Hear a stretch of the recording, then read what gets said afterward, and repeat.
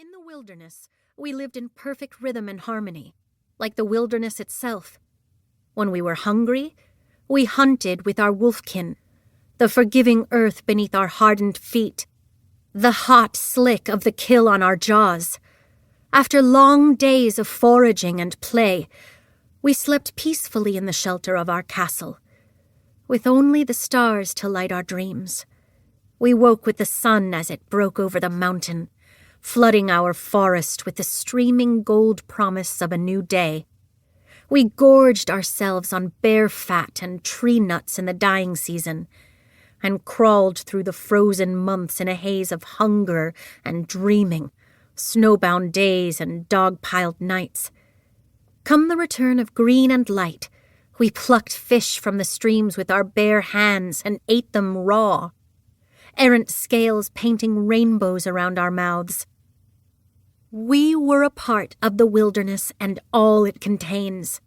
We were a part of the magic in the unfurling of new leaves, the power that cleaved the world when lightning cracked the sky.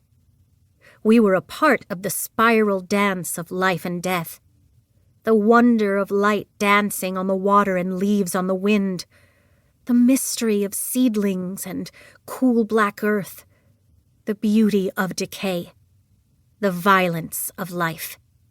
We were a part of the magic of it all. Until one day, the spells were broken. One day, the castle fell. One day, we left the only home we had ever known, and our beloved wilderness betrayed us. Once upon a time, there was the wilderness. There was violent beauty and devastating calm. There were clouds in migration, the punishing sunshine, the gemstone sky. Once upon a time, there were 4 young girls and a man named Mother. The wolves we called family, a tree we called a castle, and the forest we called home. Once upon a time, we were the wilderness. And then we were caged. Chapter 1. The night her father is arrested, Eden is sitting on the long side of the dinner table, facing the wall that separates the dining room from the kitchen. Her back is to the broad picture window that looks out onto the manicured backyard that abuts the edge of the forest. This is her seat. When Eden was a child, her stepmother, Vera, couldn't stand how Eden would stare and stare into the trees during dinner, so she made Eden face the wall instead.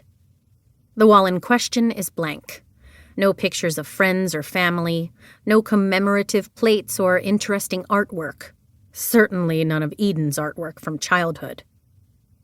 Of course, Eden is not a child anymore. She knows how to survive now. She learned long ago not to remark upon or even think about the bare white walls. She learned long ago not to look over her shoulder for a glimpse of the wilderness. Eden's father and stepmother are sitting to her left and right, respectively, each at a head of the table. A glass of water and a glass of red wine sits at each place setting.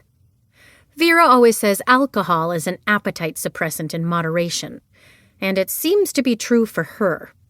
She sips her 3rd glass of wine tonight, her salad sitting mostly untouched, as she glares back and forth between the window, Eden, and father. Eden is acutely aware of the tension at the table. Father has been on his phone for the entirety of the meal, arguing with one business partner or another. His tone is aggressive and sharp, even though he is not yelling. There is a grilled cut of red meat on his plate that smells divine, but he has barely cut into it. The soft pink of it is so alluring to Eden's senses, it is almost vulgar. Eden wishes there was something she could do to distract Vera from Father's rude behavior. She wishes there was something she could do that would get Father to put his phone away and pay attention to his unhappy wife. But to please either parent would mean potentially angering the other. So instead, Eden focuses on her salad of bitter greens and grilled white chicken meat. She discovers their cook, Maria, has hidden a little pool of herbed olive oil.